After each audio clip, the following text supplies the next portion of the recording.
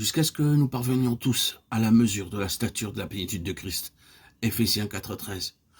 Tout dans cette épître, avant et après cette déclaration, a son centre sur cette clause. Vous posez-vous la question, à quoi se rapporte toute cette épître? La réponse tient en 4 mots, la plénitude de Christ. Les 2 emplois de ce mot plénitude par l'apôtre dans cette épître résument non seulement toute l'épître, mais présentent la chose la plus merveilleuse et la plus remarquable dans ce merveilleux document, et même la chose la plus merveilleuse dans la Bible. Au chapitre 1, au verset 23, la déclaration stupéfiante est que l'Église, qui est le corps de Christ, est la plénitude de celui qui remplit tout en tous. Cela semble clairement vouloir dire que Christ ne peut pas être complet en tant que tête sans son corps pour le compléter, qu'il a besoin de son corps et qu'il dépend de son corps pour la réalisation de lui-même et pour sa libre expression.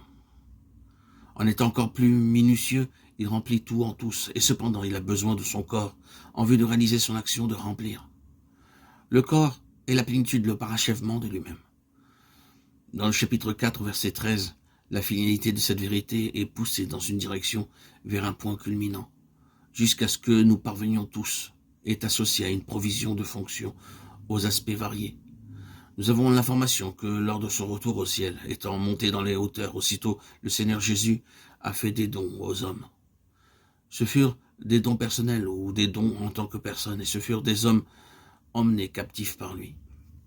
Mais ces hommes ont été l'expression de fonctions variées, des apôtres, des prophètes, des évangélistes, des pasteurs et docteurs de fonctions différentes. À chacun la grâce a été donnée selon la mesure de leur don, mais tous ensemble liés et stimulés par un seul objectif.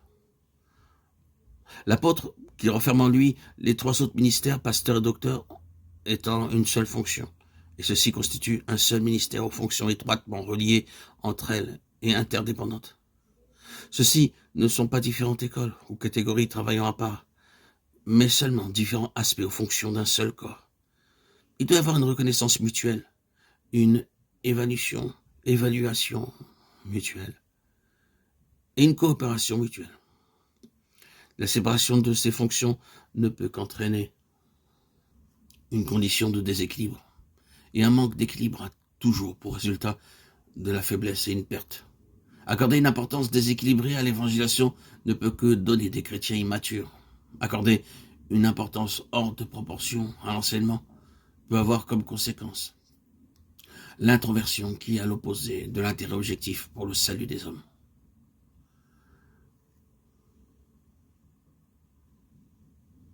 Dans une assemblée locale constituée par le Saint-Esprit, toutes ces fonctions doivent être présentes pour sa pleine croissance. Ceux qui exercent le ministère doivent connaître quel est leur don particulier, leur grâce et leur onction particulière. Et l'Assemblée doit également le savoir.